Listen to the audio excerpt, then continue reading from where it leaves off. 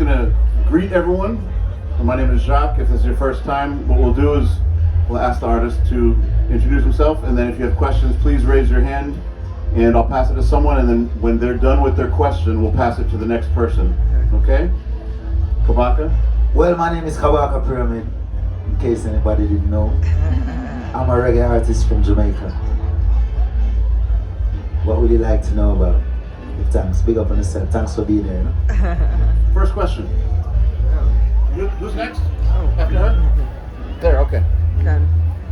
Hi, I'm Kabaka. I'm Ronnie Sheila Moody, Fancy Lady, Music Channel. So I was in the audience when Kabaka won the Grammy, and in the front row. And so I thought because of someone with a bigger record label, I was sure they were going to win. And they said Kabaka Pyramid.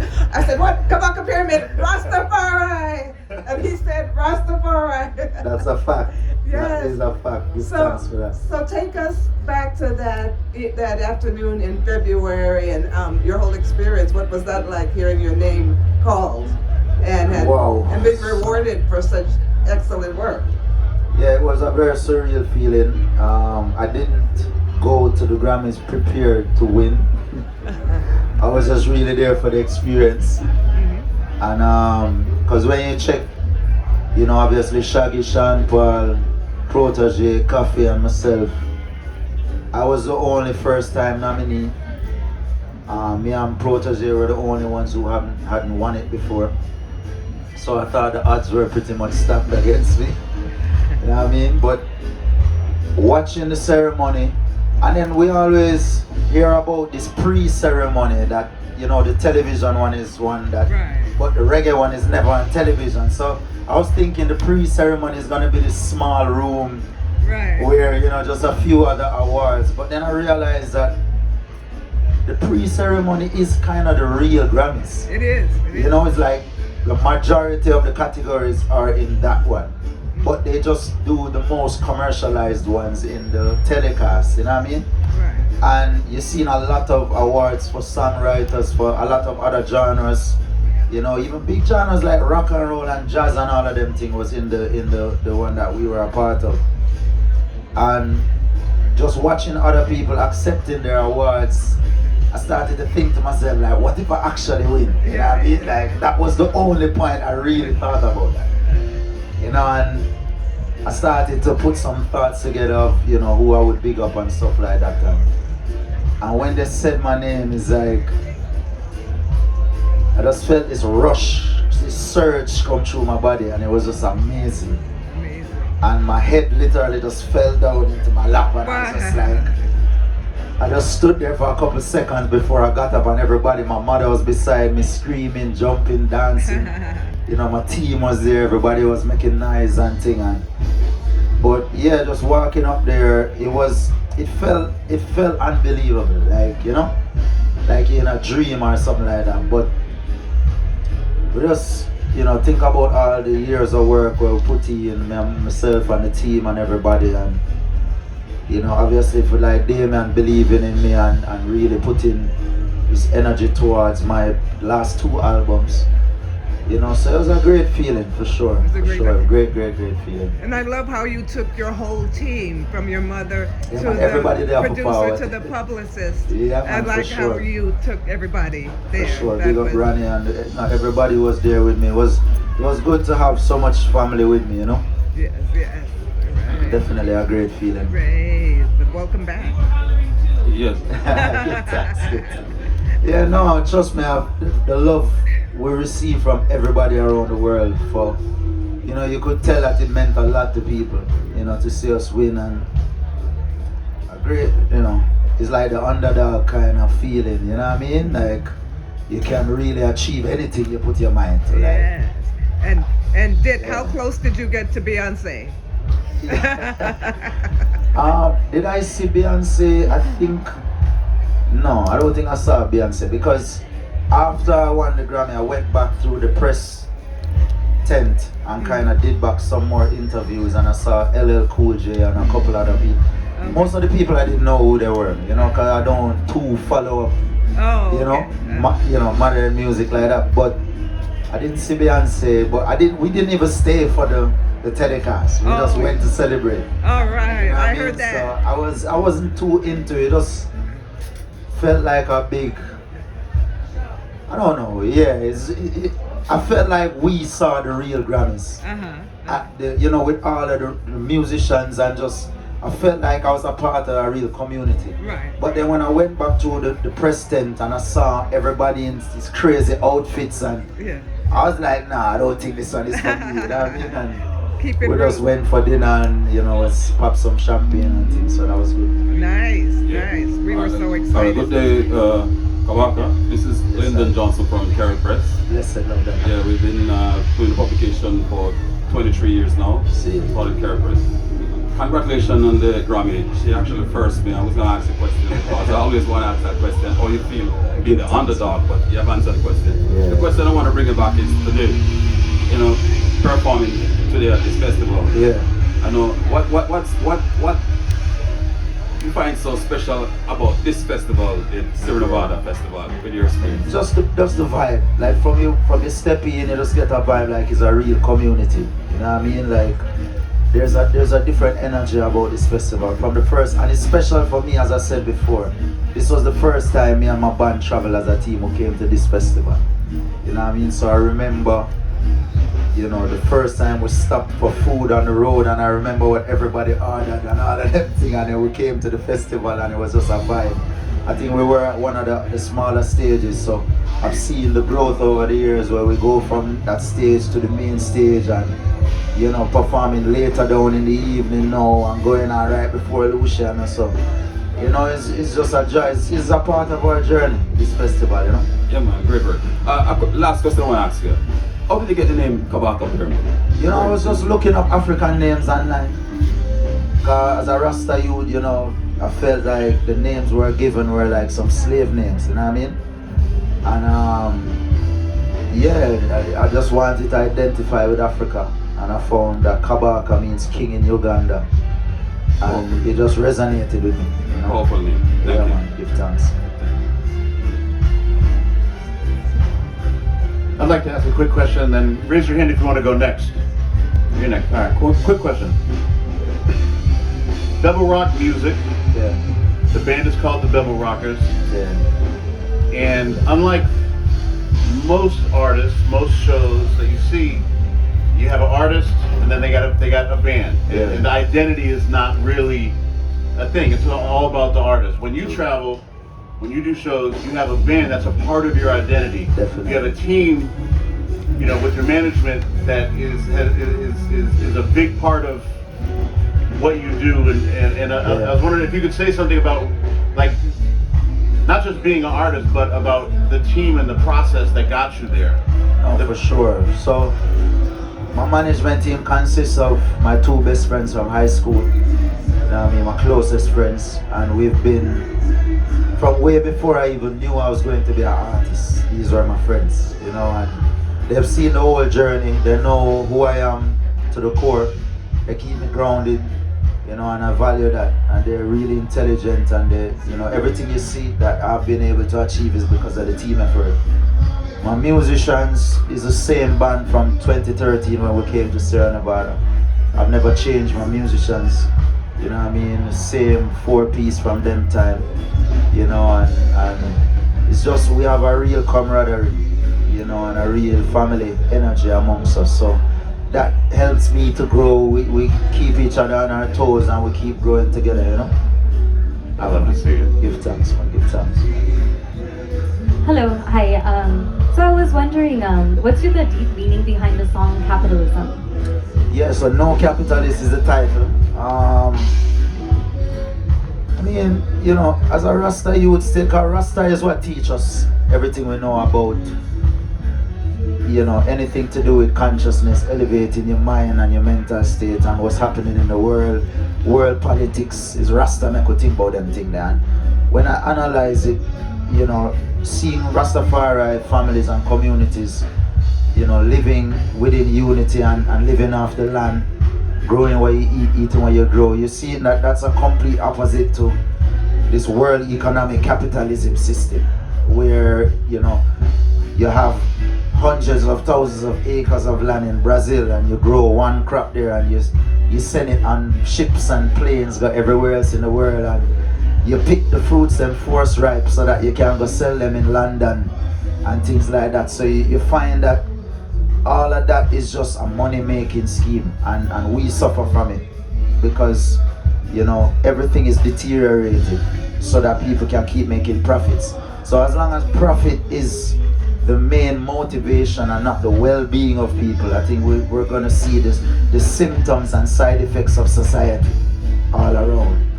And then it reaches to a point where the side effects of society and the different things that, you know, keep us or show our imbalance, they become normalized, and then we start to glorify them, you know. So that's really what's happening in the world, you know. And I feel capitalism is one of the roots. It's really come down to greed and selfishness. That's really where it comes down to. But capitalism is a byproduct of that, I would say.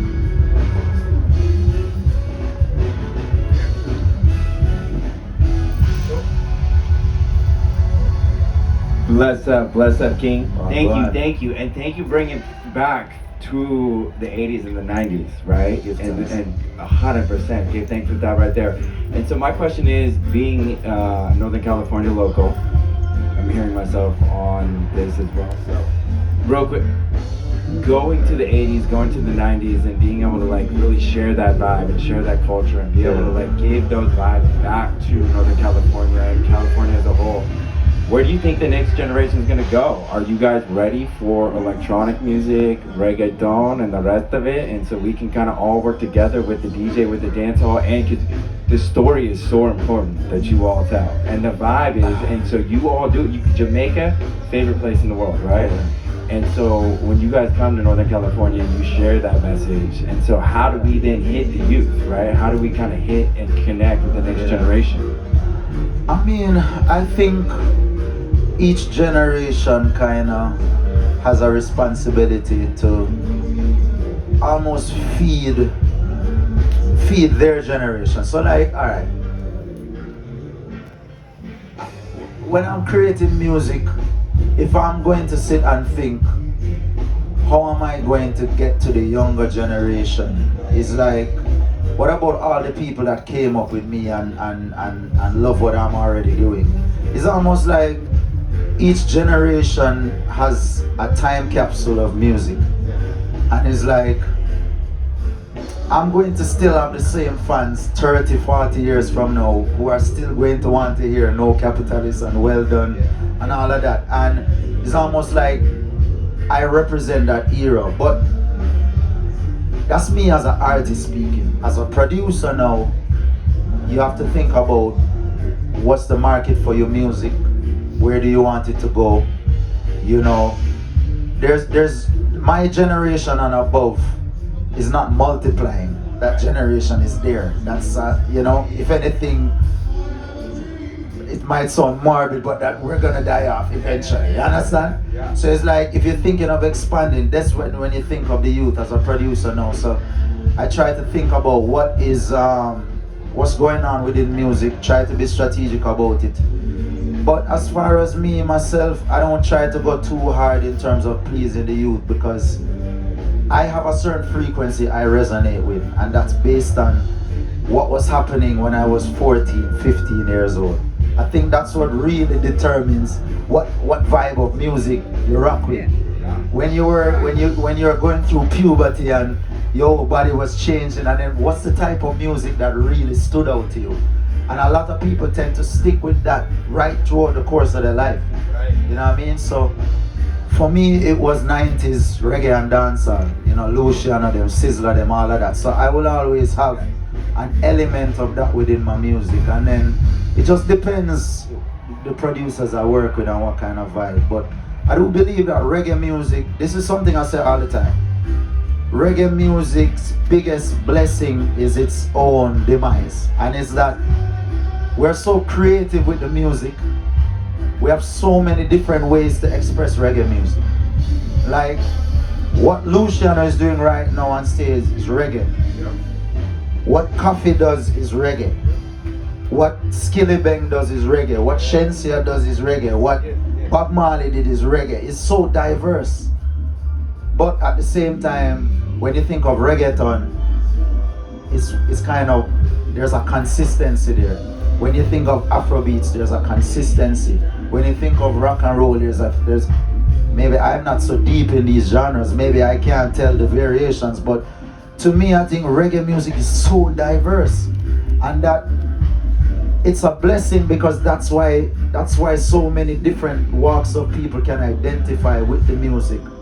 But at the same time, it can hinder the expansiveness of the music, because it's so that if somebody wants to be, they've never heard of reggae before, and they want to think, I want to go listen to some reggae music, then you go to an Apple Music and you hear, Popcorn, and you hear, and then but somebody tell you, no, that's not reggae music. Reggae music is Bob Marley.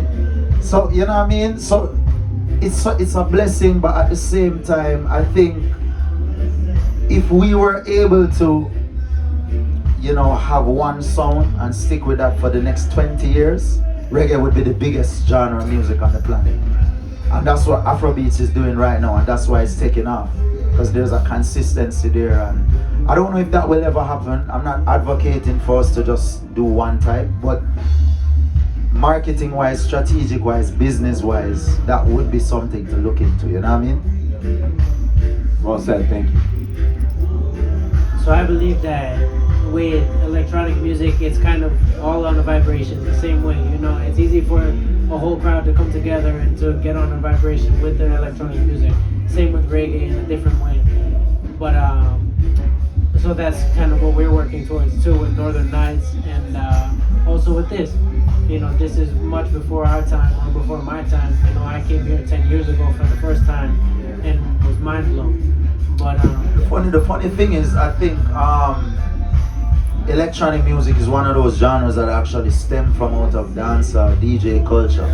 Like having the DJ and the turntables, and like that started from Jamaica, you know what I mean? And in New York with Kool Herc, who's a Jamaican from Trenchtown, he started hip hop doing the same thing, toasting over the beat. So that whole culture of the DJ controlling the crowd and rocking the crowd and fusing different types of music and beat breaks and all of them thing, and then artists coming and chanting over the beats and then recording on different versions of rhythms. All of that electronic music, dance music, all of these took from what started out of Jamaica. So I find that very interesting too.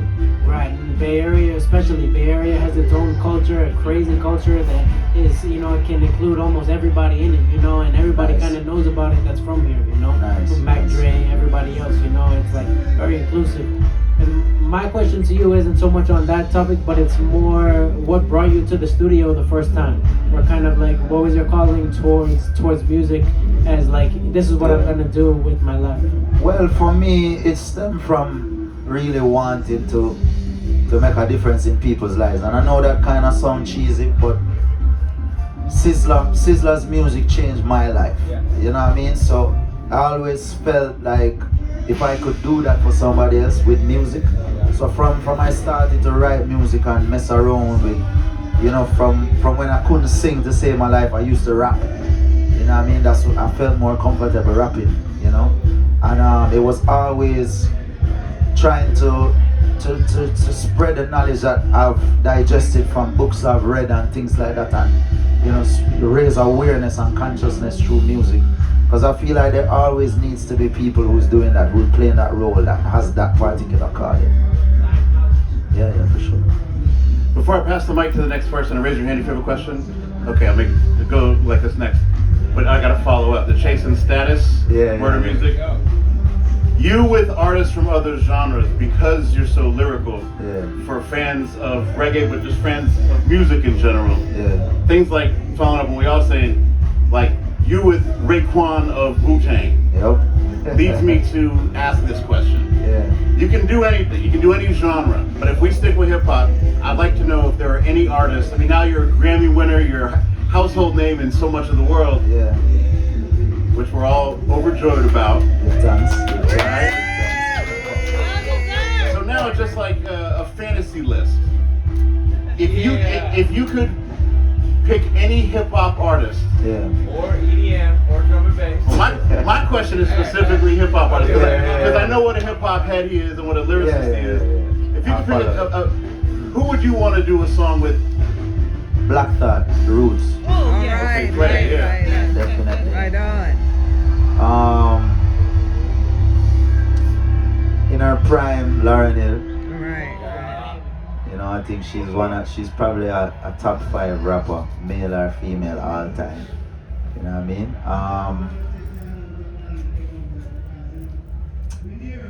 Yeah. It's like I want to send Nas, but Gang did a whole album with Nas, so I'm like, you know, but I don't know. I don't really listen only for the younger guys them still. You know, my thing is 90s. 90s. Yeah. Busta Rhymes would work. Buster, yeah. You Buster and is Busta always would a work. good shout. Buster is always a good shout. Greetings, Kabaka. Blessed love. Thank you for being here in California. Your performance, your show was very powerful tonight. Thank you. Great set list. I have Sony watches actually, and then I blanked out. Let's find one. Yeah. So first of all, my name is Elia of KPFA Radio Collective. We've been following you from the very beginning, and we want to congratulate you for winning the Grammys. That's hard work and well-deserving award. Pretty sure love that. Give thanks. Yeah, so do you think, first of all, I wanted to know from you what, if you could share with us the core foundation of reggae music, and what is your message to the world at this time? So, alright, for me, if I was to define reggae music, to me it's Jamaican culture represented musically. And that's the origin of it, that's where it stemmed from. The most important manifestation of reggae music for me is the message, the messages within the music. Message of consciousness, of freedom, of equality, equal rights, justice. We've seen the ability reggae music has had to impact the world, nations, revolutions in countries, Zimbabwe, South Africa. I think that's the most powerful expression of the music, and I'm glad to be a part of the legacy of the music and contribute to it. Yeah, it's very important that we stick with the root too and the song, because the vibration travels in a different way when we get to the root called reggae music. So it's important to still have that vibration within the music for sure. Thank you. Yes, sir. Greetings, Kabaka. Yes, sir. It's Lady J, KCSB Radio, Santa Barbara. Once again, it's a pleasure to have you in California. And I last saw you at Cali Vibes, and I thought that performance was really good. Yeah. But tonight, you took it to a whole different level. It was definitely more explosive. Yeah, thank you. And I didn't get a chance to reason with you at Cali Vibes because it was just so much going on there. Yeah, I think I had a much shorter set at Cali Vibes. I think it was like 45 minutes or something like that. So, when we have shorter sets, we don't really get to get warm on stage and kind of free up and things, but tonight was special. I think this festival is always special. When you have these more grassroots festivals, the performance tends to be a bit more meaningful and you really connect with the crowd, so it was definitely a joy. It felt special. We've been doing a lot of work on our set over literally the last week, and we've been putting in 12, 14-hour shifts just to get the music right, and we still have a lot of work to do, and we're always trying to improve and grow. But definitely hearing from the ones about the set tonight is very important to me. I feel that energy for sure. I do like, and I appreciate the fact that you incorporate your band members and highlight them. I think that's quite notable, and that's quite important to do. Yeah, for sure. I mean, I don't like when all the burning is on me. You know what I mean? Like, if it was up to me, I'd have like 20 people on the stage and we're just vibing. You know what I mean? But yes, you know, that's just the nature of how I am, and the musicians are talented, so, you know, let them get them chance to really show, you know, who they are and what they're about, and it's a joy for me to do that. It's not anything difficult or anything challenging, it's a joy. I was recently speaking and interviewing Black Hero, and the question I posed to him was about the reggae revival and the artists that are involved and engaged in the reggae revival. And I told him, I said, I think it's more like a renaissance. He said, well, not really. It's not even a reggae revival. It's just these artists bringing something fresh and new. And I said, you know, it's so important that Kabaka did win the Grammy. This is what I'm saying to him. He said, but Lady J, remember, this is 20 years in. Kabaka's been doing this. This is not something brand new. So it may seem like, oh, he just won the Grammy, but really and truly, he said Protege's in 22 years before, you know, he's, you know, made this profound leap globally. Yeah, no, it's been a journey. 20 years made me sound old, but no, but for real, when we first built our studio in Hope Pastures, Jamaica, that was 2002.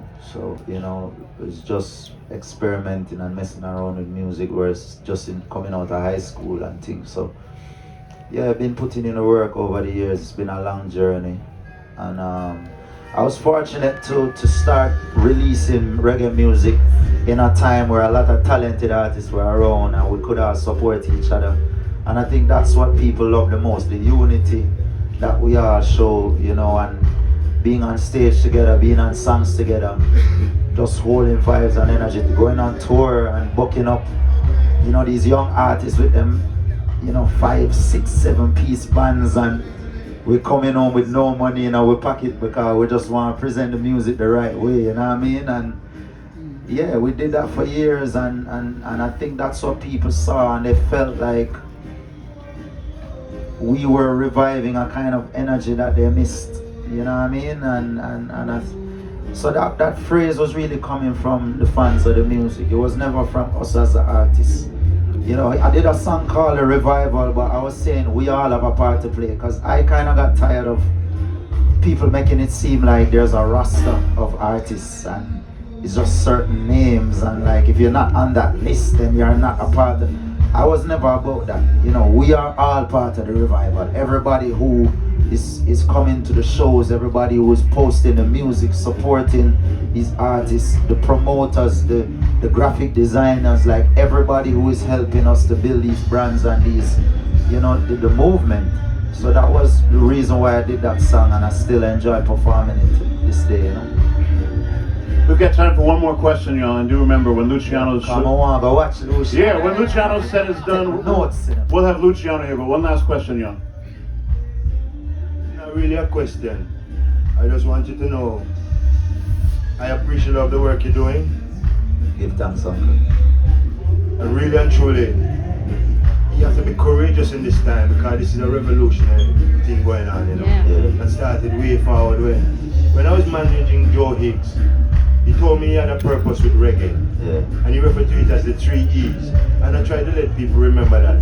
He wanted to educate your mind, elevate your consciousness, and eradicate evil from our hearts. Because we wanted all humanity, as Rastafari love, you know, a oneness, so that all insanity can disappear. That you know, man to stop bomb man and shoot man and stab man and try your love. You know what I mean? Real words. Yeah, man. I hate that as the solution. And so I stopped listening to dancehall music for many years. And then I ran into you. I met you right here at Sierra Nevada. I know you remember that too. Of course. And you got me interested in dancehall again, Reggie. Because you see, for me, when I was a DJ, it was the rhythm. But now it's the lyrics. It's the lyrics to me, because you know what I mean? Cabra sing flex on a hip-hop R&B rhythm, but it's a reggae song. Because it's a culture. It's what culture you're representing within the music. That's what defines it to me. The rhythms can change. The sound of the rhythms can change. As I said before with Bob Marley to nowadays music. But what's the culture you represent? We're still talking about the stuff we experience in everyday life. You know what I mean? Well, So, as a youth, yeah. and I know I give away my age, in the 50s, right? I remember the brutality my uncles did because of our relation to politician, a man named Norman Manley and Buster Manley. Them coming to my living room and my granny scold them like little children. Because she was a lady wanted freedom and they want to elevate man out of the poverty and the, you know, the ignorance.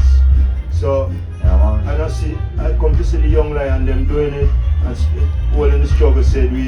So it's an admiration. Yeah, man, because but even when I went to school, you know, even when I was in school, them tell you say you can't, you have to cut your ear low and everything. And even when I sight up far and you know, try to go check my brethren in my school and the same school that I went to, them say I can't forward on the campus because my beliefs are not in line with that of the school and everything, you know what I mean? Well, beloved, I So believe it's, you know, it might be them the thing same there. school that we are talking about. That's quite possible. Yeah, quite because I possible. remember smoking weed in the bathroom just before a race or a game.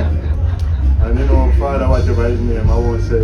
Yeah, man, same so, same. You know, we're at the same Yeah, school. man, I set a record to the merits most in a one term, you know.